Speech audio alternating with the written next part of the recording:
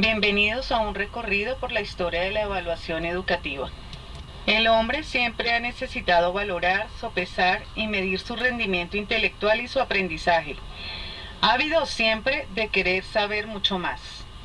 Esta no fue la excepción en la antigua China, en donde el aprendizaje se medía en exámenes de competencia a los diversos funcionarios para gobernar el vasto territorio.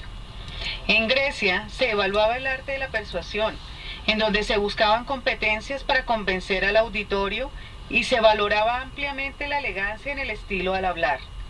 El tratado más importante en cuanto a evaluación de esta era es el Tetrabiblos, que se atribuye a Ptolomeo. En la Edad Media, caracterizada por el gobierno de la Iglesia y el oscurantismo, se dieron los exámenes públicos y los grados en las universidades como parte de la organización institucional. Aquí se mostraba la competencia adquirida por el alumno, pero no era una certificación o promoción. Ya en el siglo XII se evaluaba el trivium y el quadrivium como ciencias que preparaban al aspirante para la reflexión filosófica, la cual era considerada la mayor de las ciencias. En Bolonia, París y Oxford aparece entonces el examen escrito ante la creciente demanda por el acceso a la educación, sobre todo ejercida por las escuelas jesuitas a través de test de controversia, test orales y ejercicios escritos. En la Edad Moderna se gestan los planes de estudio y se separa la educación escolar de la universitaria. Y aquí los exámenes permiten hacer un filtro para el acceso a la educación superior y certificar el nivel alcanzado en el aprendizaje. En el siglo XIX, la evaluación pasa de la medición de los contenidos a la medición de la conducta debido a la aparición de las teorías evolucionistas, la estadística y la industrialización. Surge entonces el testing o multitud de tests estandarizados para medir toda clase de destrezas escolares basados en procedimientos de medida de la inteligencia. Por esta época surgen los diplomas de graduación tras la superación de los exámenes.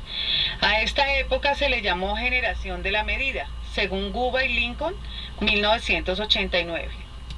En el siglo XX surge el currículum gracias a los esfuerzos teóricos de Tyler, 1942, y dentro de este la evaluación educativa como el proceso para determinar en qué medida se han alcanzado los objetivos. Ya no es solo medición, sino decisión sobre aciertos o fracasos. Es la conocida etapa de la descripción. Después de la Segunda Guerra Mundial aparece la etapa de la inocencia, caracterizada por los tests estandarizados, la tecnología de la medición y los principios estadísticos experimentales, pero sin avances en la mejora de la enseñanza porque no hay planes de acción. En los años 70 y 80 se pasa a una evaluación más global, alumno, profesor, recursos, metodología, programa, en donde el sujeto directo sigue siendo el alumno, pero también todos aquellos factores que confluyen en el proceso educativo. Surge la investigación en evaluación y la proliferación de métodos y teorías evaluativas. Esta es la llamada época de la profesionalización. En los años 90 surge la época denominada respondente y constructivista en evaluación, que busca superar las deficiencias de las generaciones anteriores, como una visión gestora de la evaluación, una escasa atención al pluralismo de valores y un excesivo apego al paradigma positivista. La época respondente de la evaluación se caracteriza por ser un proceso sociopolítico, un proceso conjunto de colaboración, un proceso de enseñanza-aprendizaje, un proceso continuo, recursivo y altamente divergente, un proceso emergente, un proceso con resultados impredecibles y un proceso que crea realidad.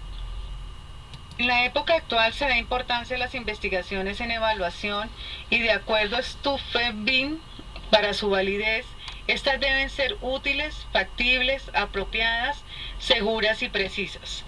Para evaluar la educación en esta época moderna, se debe tener en cuenta criterios como las necesidades educativas, la equidad, la factibilidad y la excelencia. Finalmente, y a través de la historia, descubrimos que la evaluación no es otra cosa más que un proceso integral que busca tener en cuenta todo el entorno educativo que rodea al estudiante para que alcance las metas propuestas para su formación, que lo capaciten para ser un buen ciudadano. Evaluar es formar. Aplicando lo anterior, podemos decir que la evaluación en el Colegio Venecia responde a políticas gubernamentales orientadas por el Ministerio de Educación, pero influenciadas por las ideologías dominantes, como el neoliberalismo, el capitalismo, centralderechismo, izquierda democrática, etc.